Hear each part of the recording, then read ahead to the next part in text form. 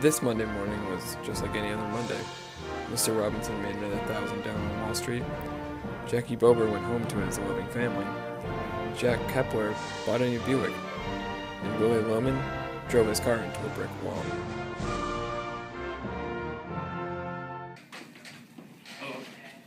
Good day, sir. How may I help you? I'd like to apply for a job.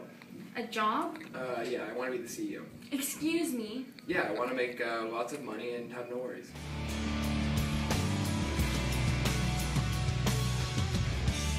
Well, this American dream is beginning to seem more and more like a nightmare with every passing day. Daddy, can you come to my game? Oh, baby, please don't work late. Another wasted weekend and day are slipping away.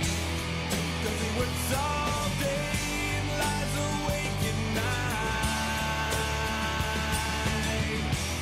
He tells them things will get better. Just take a little more. Some people say the American dream has faded. The American dream. It all starts with a job. This was my first job, as a paperboy when I was 10 years old. I got paid $4 a week, and this was the start of what is known as the American dream. The perfect job, the perfect car, the perfect family, the American dream.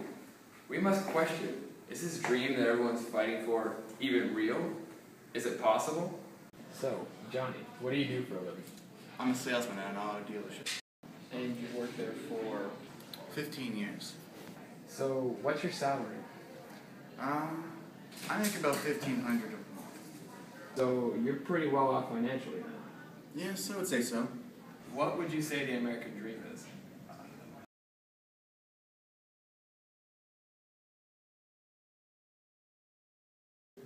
Is success something that you view as important in someone?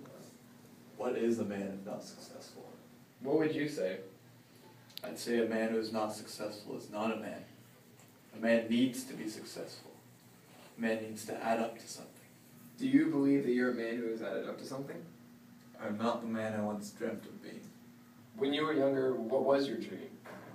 When I was younger, I dreamed of having my own business. I'd never have to leave home.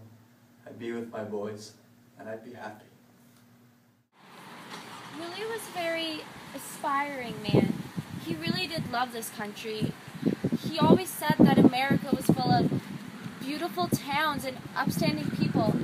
He really wanted to be one of those upstanding people. Was Willie ever satisfied with what he had in life? No, Willie just felt like we needed more. He was never happy with what we had. So you were in trouble financially then? No, Willie only needed a little salary. We had even just finished paying off the house. The American dream, I'd say, to live the American dream means to be wealthy. The perfect family, just everything's taken care of, no worries. Are you living the American dream? I mean, you did say you were living well off financially. Well, no. To live the American dream, you have to have no worries. Everything has to be perfect. And things aren't perfect for you? Well, I could always make more money and give my kids more. So, who is living the American dream? The CEO, I guess. Yeah. Get it until the sunrise. Going 90 in a 65. Windows roll down, screaming now. Number one hustler. So today we're here at the Palliameski Motor Company to talk to the CEO and see if he's found the American dream.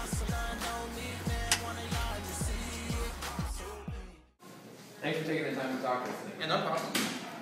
So you've been CEO for how many years? About 23 years. Wow, 23 years? You must have done pretty well for yourself. Well, it got me here, so... So what's the American dream to you then? It's a good life, good pay, good family, and no worries. Now, is it fair to say you make more than the average worker in today's society? Just a tad bit more. So would you say you're a family man? Well, yeah, I have 3 kids, a wife, and a dog. And you can provide for your family?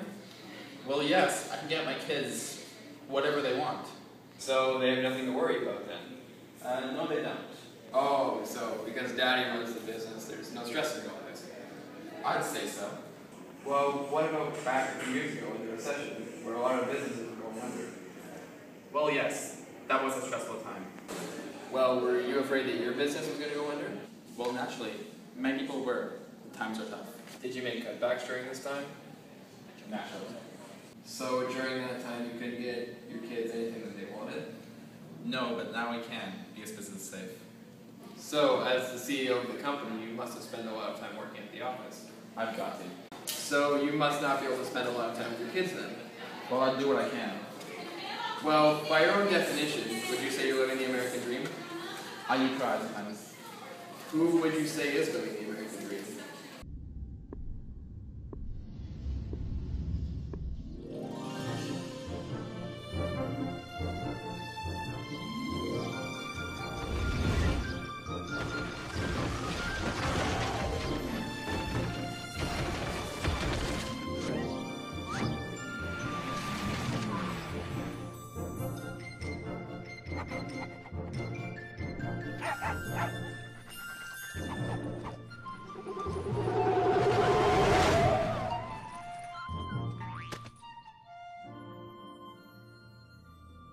The American dream.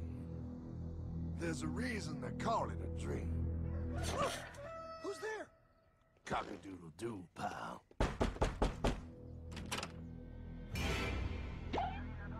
No, no, no, no, no! I don't have any more money!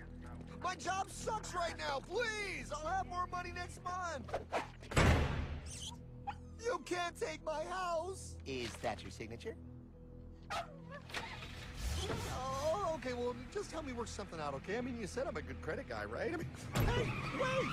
My dad is in there! No, don't take my dream! Oh, how did this happen? What did you think of your father? Well, my relationship with my father was very stressful. He definitely had a dream of greatness. And it was a good dream. He just wanted to be number one.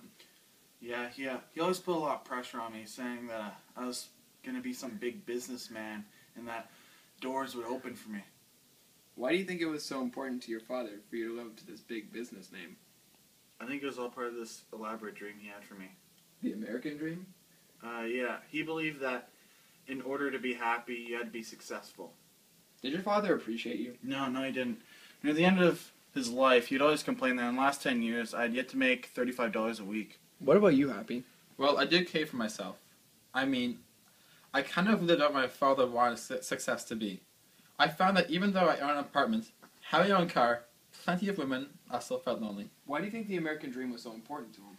He was always calling America the greatest country in the world. And I think he felt that one day he could be the best in America. And this ain't just ranting and raving. This ain't just blowing off steam. I got a little evidence to support my claim. It just seems to me, that only a really low IQ population could have taken this beautiful continent, this magnificent American landscape that we inherited. Well, actually, we stole it from the Mexicans and the Indians, but hey, it was nice when we stole it. It looked pretty good. It was pristine. Paradise. Have you seen it lately? Have you taken a good look at it lately? It's embarrassing. Only a nation of unenlightened half-wits could have taken this beautiful place and turned it into what it is today, a shopping mall. Well, once the American dream meant that we reached our full stature of what we are capable of, regardless of where we come from. Regardless of where we come from, what does that mean? Regardless of our birthplace or of our parents and so on. That's why it became such an attractive and unique idea to foreigners. Now you say this is once what the American dream meant. What does it mean now? What the American dream means now is that we need to reach some full potential. And the problem is, this full potential doesn't exist. So think of it like a hallway with a door at the end. And we keep trying to get closer to the door, but every time we get closer to the door gets farther and farther away. It just doesn't exist. Why is this? Well, you see, the people at the bottom of the company, their big dream is to be the owner, the CEO of the company or whatnot. And the thing is, the people that are the CEO or the owners of the company, you think they'd be living the American dream, but no, because now they have this big company to run or to worry about, or their family to worry about. So everything that everyone thinks they have isn't actually what it seems to be, because they're not living the dream either, because they're not happy, they're always stressed out. So, overall, what is this strive for the American dream causing? Well, what it's causing is that we become so like distant and detached from everyone else around us, and we all become so focused on ourselves that no one else around us matters anymore, because we're so like focused and striving for this dream that we can ourselves obtain. So we're pushing everyone away around us, and things like business plans go out of the way completely, because workers aren't even recognized for their own work. We'll have, let's say, one guy, and he does a really good job, but his boss won't appreciate him for that work, because the only thing his boss is worried about is how well he's doing, so that his boss will appreciate him. So no one's getting appreciated, and it all causes us to become so egotistical and focused on ourselves as opposed to others, and overall we just become detached completely. And this affects our family life too? Absolutely, because of this lack of recognition we're receiving, we feel worthless, and we don't feel we deserve the love from anyone around us, so we ultimately just push everyone away.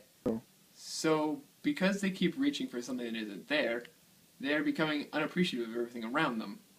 Do you think that one day people will be able to accept that there is no American dream? No, I think people will always believe they can achieve this unattainable idea.